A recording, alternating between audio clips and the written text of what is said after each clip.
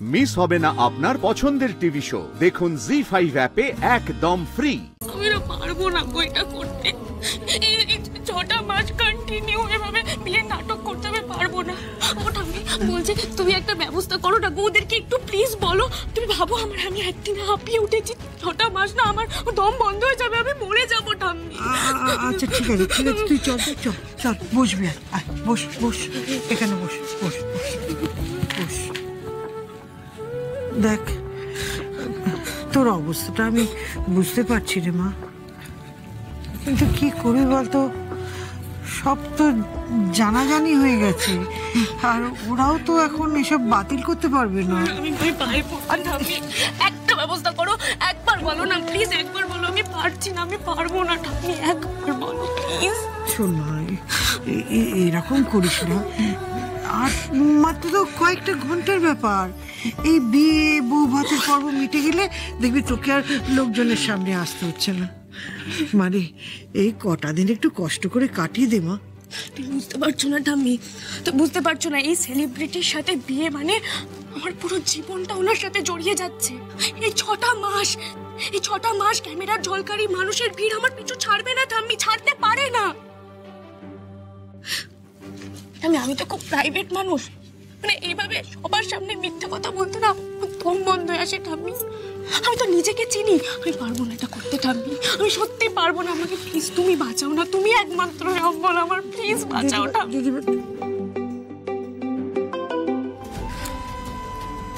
Hello আরশিমা, আরে দেখ না কি কাণ্ড, তোর বিয়ের খবর শুনে এখানে তো একেবারে হই পড়ে গেছে রে।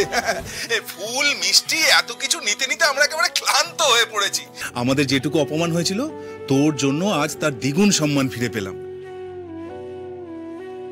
আচ্ছা শোন, কাল কিন্তু আমরা সবাই মিলে সকাল সকাল রওনা দেবো, বুঝেছিস? হ্যাঁ, আর তুই বেশি রাত করিস না, তাড়াতাড়ি খেয়ে দে শুয়ে পড়। কাল ভোরবেলাতেই তো আবার দধিমঙ্গল আছে, তাই না? হ্যাঁ, শুয়ে পড়। আমরা রাখছি রে। হ্যাঁ হ্যাঁ রে দিদি ভাই, তোর বাবা কি বললেন? না গো, কিছু করার নেই ঠাম্মি, আমি শুধুই দুর্বল হয়ে পড়েছিলাম। আমার পুরো পরিবারটা আমার কাঁধের উপর ভর করে আছে ঠাম্মি, আর শুধুমাত্র এই বিয়েটার জন্য আমার বাড়িতে খুশির জোয়ার এসেছে। ওদের এই খুশি আমি কেড়ে নিতে পারি না ঠাম্মি, না। তাই আজ থেকে আমি মনকে শক্ত করলাম, এরপরে যা প্রবলেম আসবে আমি সবটা হাসি মুখে ফেস করব। ফ্যামিলি ম্যাটার্সটা আমি ফ্যামিলির জন্য সবকিছু করতে হবে।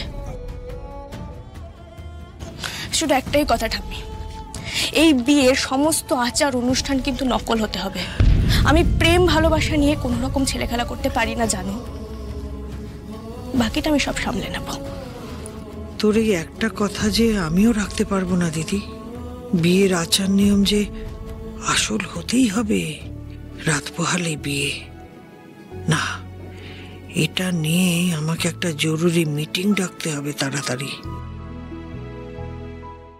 জি5 ডাউনলোড করুন আর সব এপিসোড দেখুন একদম ফ্রি।